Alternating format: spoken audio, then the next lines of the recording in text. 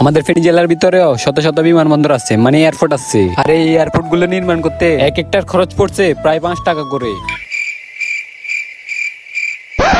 Wait কি আপনি কি অবাক হচ্ছেন? দাঁড়ান, অবাক হওয়ার কিছুই নেই, আমি আপনাদেরকে আস্তে আস্তে সবকিছুই বলতেছি, আর ভিডিওটি আপনি সম্পূর্ণ দেখলেই বুঝতে পারবেন। আসসালামু আলাইকুম এভরিওয়ান, কি অবস্থা সবার, কেমন আছেন আপনারা? আমি আশা করছি আপনারা সকলে আল্লাহর অশেষ রহমতে অনেক ভালো আছেন। আপনাদের দোয়া আল্লাহর অশেষ রহমতে আমি অনেক ভালো আছি। তো আজকে ঘুম থেকে উঠে বাজার দিকে যাইতেছি, কারণ আম্মু বলতে বাসায় কিছু বাজার লাগবে, আর ওইগুলো নেওয়ার জন্য বাজার যাইতেছি। আর বাজারে শুধু আমি একাই যাইতেছি না, আমার সঙ্গে আরো একজন যাইতেছে। আর তারে আপনারা হয়তো অনেকেই চিনেন, সে আমার প্রত্যেকটা ভিডিওতে পার্টিসিপেট করে। সেভাবে আমার ভিডিও একদিন না একদিন ফরিওতে যাবে, কিন্তু তার কে বুঝাবে ভাই, আমার ভিডিওতে 100 থেকে 150 ভিউ আসে না, ফরিও তো দূরের কথা। তো যাই হোক, এখন আমরা বাজার চলে আসছি, আর বাজার চলে এসে দেখি ওনারা মেস্তুর কাজ করতেছিল। আর এখানে স্ক্রিনে যাকে দেখতেছেন উনি আমার কাকা হয়। উনি কি বলে শুনেন। এই ঘরটা ভাঙা কিন্তু বিরত না, আমি অনেক কষ্ট করে এই ঘরটা তো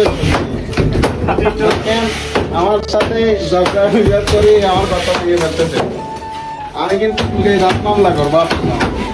তো গাইস, এখানে আর থাকা যাবে না, ওনারা এখানে মামলা হামলার কথা বলতেছিল। আর ওনাদের মামলা হামলার কথা শুনে আমরা দৌড় দিয়ে নাস্তা করতে চলে আসলাম। আর এখানে আমরা সিঙ্গারা চুমুচে খাইতেছিলাম। আর এখন যা খাইতেছি এগুলোর বিল নাকি মহান ব্যক্তিটা দিবেন। আর এই কথা শোনার পর আমার মাথা ব্যাচেলার পয়েন্টের বাসা বাইরের ডায়লগ চলে আসে। তো যাই হোক, এখানে আমরা এগুলার না বলি। আর এখানে আমাদের খাওয়া শেষ হতে না হতে ও আমার সাথে বলে মারতেছিল, বলতেছিল বিল এখন আমি দিতাম পরে ও দিবে। এরপর আমি মনে মনে ভাবতেছিলাম, এখন যদি আমি বিলটা দিই পরে আমার টাকাগুলো সেভ হয়ে যাবে। এরপর আমি ওকে বলছি, এখন যেহেতু আমি বিল দিব পর বিলটা তুমি দিবে। তো এরপর ও বলতে ঠিক আছে সমস্যা নেই, দিলেন এখন তুই দে, পরবর্তী আমি দিব। তো এরপর আমরা চা শেষ করে বিল দিয়ে চলে আসি একটি মুদি দোকানে। তো এখানে এসে আমি কিছু বাজার সদাই নিতেছিলাম বাড়ির জন্য। এরপর আমি যে দোকান থেকে জিনিস নিতেছিলাম ওই দোকানে দেখি একজন বাংলাদেশ বর্ডার গার্ড বিজিবির কর্মরত একজন সৈনিক এখান থেকে জিনিস নিতেছিল। এরপর আমি ওনার দিকে তাকিয়েছিলাম আর দেখতেছিলাম উনি যে জিনিসগুলো নিতেছিল ওইগুলো একটা নোটবুকে দাম সহ লিখে রাখতেছিল। এরপর আমি ওনাকে জিজ্ঞেস করলাম এগুলো না লিখলে কি সমস্যা আছে? তারপর উনি বললো এগুলো নাকি আমাদের ওনাদের ক্যাম্পে জমা দিতে হবে। তো যাই হোক, এরপর আমরা মুদি দোকান থেকে এসে বাড়ির জন্য কিছু সিঙ্গারা চুমুচা নিয়ে নিলাম। এরপর আমরা বাড়ি যাওয়ার সময় দেখি এখানে কিছু লোক ঝগড়া করতেছিল। আর ঝগড়া করার কারণ মনে হয় বিমানবন্দরে টমটম ঢুকতে দিতেছিল, তাই জন্য মনে হয় টমটমের ড্রাইভার ক্ষিপ্ত হয়ে ঝগড়া লেগে গেছে।